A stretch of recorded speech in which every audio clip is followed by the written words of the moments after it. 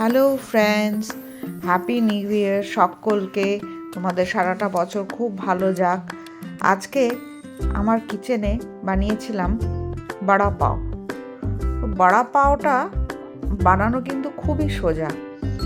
আমরা যেটাকে বার্গার বলি, মনে হয় বার্গারের ইন্ডিয়ান ভার্সনকে আমরা বলতে পারি বড়া পাও। খুব সিম্পল সহজ রেসিপি। প্রথমে আলুগুলো সেদ্ধ করে নিলাম।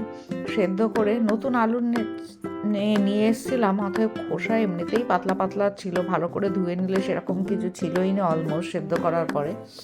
তো সেদ্ধ করে এরকম আগে রেডি করে নিলাম, ম্যাশ করে নিলাম। কড়াইতে তেল দিয়ে প্রথমে রসুন ফোড়ন দিয়ে দিলাম অনেকটা। তারপর তার মধ্যে একে একে পেঁয়াজ, কাঁচা লঙ্কা, তারপরে তোমার যদি ইচ্ছা মতো তুমি ইচ্ছা করলে অন্য সবজিও দিতে পারো। আমি শুধু আলু দিয়েই করেছিলাম।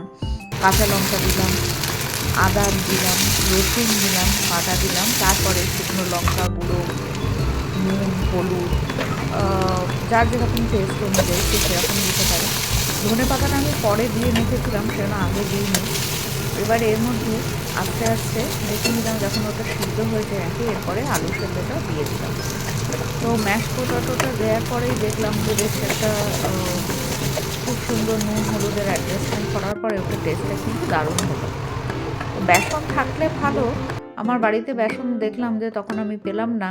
সেজন্য আমি কি করেছিলাম, মুসুর ডাল এরকম সেদ্ধ করে মিক্সিতে বেটে নিয়েছিলাম, তার সঙ্গে একটু চালের গুঁড়ো মিশিয়েছিলাম মুচমুচে হওয়ার জন্য।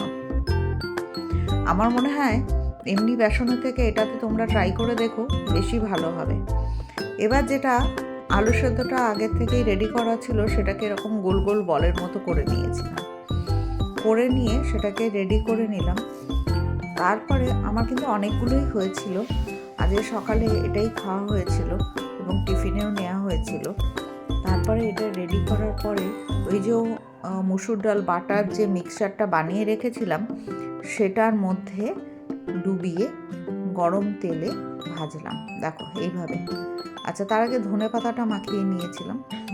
এইভাবে ভাজলাম এবং ভাজাটা প্রচণ্ড মুচমুচে ক্রিস্পি হয়েছিল। এগুলো এমনিও তোমার সস দিয়ে খেতে দারুণই লাগবে। তো আমি আগে এই রকমভাবে সমস্ত ভাজাগুলো ভেজে ভেজে রেডি করে নিলাম। রেডি করার পরে এবার বড়া পাওয়ের ব্রেডটা আমি কিনে এনেছিলাম নেচার বাস্কেট থেকে। তো নেচার বাস্কেটের ব্রেডের কোয়ালিটি ভীষণ ভালো। সেখান থেকে নিয়ে এসে ওটাকে আমি আগে কেটে নিলাম। তো এগুলো টুকরো করে কেটে নিয়ে আবার মধ্যিখান থেকে স্লাইস করে নিলাম। স্লাইস করে নিয়ে এবার এটাকে একটুখানি সেঁকে নিতে হবে। গ্যাসে আমি একটু এটা সেঁকে নিলাম।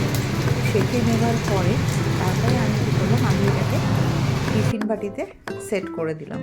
সেট করে প্রথমে ওই যে ডালের বড়া ওটার ভাজাটা একটা ক্রিস্পি অংশ আমি আলাদা করে রেখেছিলাম, ওইটা গুঁড়ো করে ওটা আগে দিয়ে দিলাম। ওটাতে একটা আলাদা টেস্ট আসে। তারপরে যেটা বড়াটা বানিয়েছিলাম বড়া পাওয়ের সেটা দিলাম।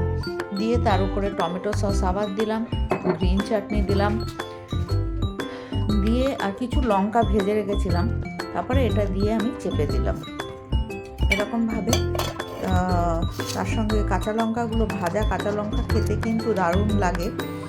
এইভাবে দিয়ে আমার কিন্তু বড়া পাও সকাল সকাল খুব জলদি রেডি হয়ে গেল। আমার মেয়ের তো খুব পছন্দ হয়েছে, আমার নিজেরও খুব ভালো লেগেছে। এবং তোমরাও এটা অবশ্যই বাড়িতে বানিও, এটা কিন্তু তোমাদেরও খুব ভালো লাগবে।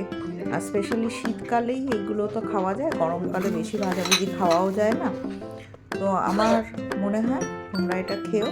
আর যে কিছু ব্যাটার বেঁচে ছিল সেটা দিয়ে আমি আলাদা বড়া বানিয়ে রেখে দিয়েছি। আর এই হয়ে গেছে রেডি আমার বড়া পাও।